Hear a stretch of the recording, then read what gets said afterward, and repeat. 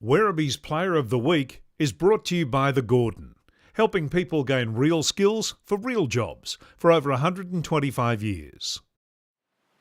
So we're here for Werribee TV at Avalon Airport Oval, and unfortunately we've gone down on the weekend again to the Bulldogs by 11 points, but one shining light was Ryan Hebron down back with his defensive performance. He is our Gordon Player of the Week for round 7. The Gordon, of course, real skills for real jobs. Ryan, disappointing result on the weekend. You've had a bit of a chance to talk through it as a group now. Well, what was the assessment of it?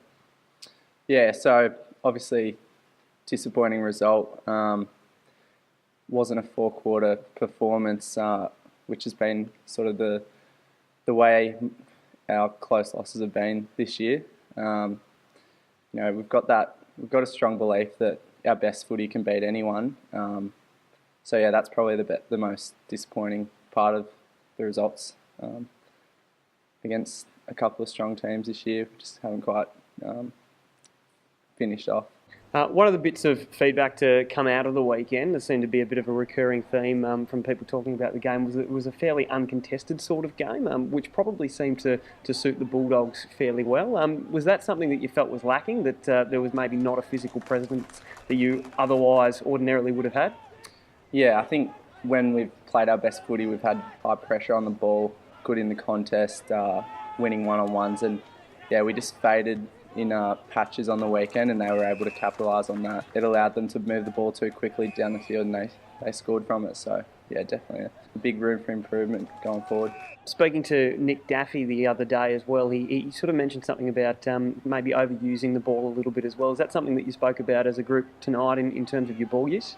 Yeah, I mean, there's a balance. Like, you want to share the ball around, get people involved, but yeah, we were giving probably one too many, where we had players open, and we just need to tell them to, you know, either take ground or hit a short kick as opposed to a handball, because it can, like, overusing the handball just, it allows pressure to build.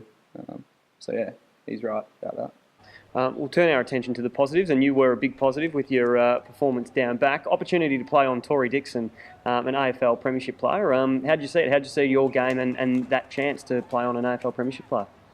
Yeah, well, we labelled him as a good player for them at AFL level this year as well as VFL level. So yeah, put my hand up to play on him because it's a good challenge. You know, playing on the best players just brings you up as a player. So yeah, it was a good challenge. Was happy with my contest with him. Just a bit of a confidence booster going forward. The defensive group has been pretty well a mainstay. We've seen a little bit of movement sort of in the middle and up forward with chopping and changing of players, but the defensive group has stayed pretty constant, despite the fact that there's been obviously guys like yourself and Max Spencer and Dan Nielsen having to come into the team and gel with those guys. That must be a really positive sign that you've been able to sort of establish your defensive setup so quickly in the season. Yeah, I mean, there's a few players there who are new to the list, so it's been good how quickly we've gelled.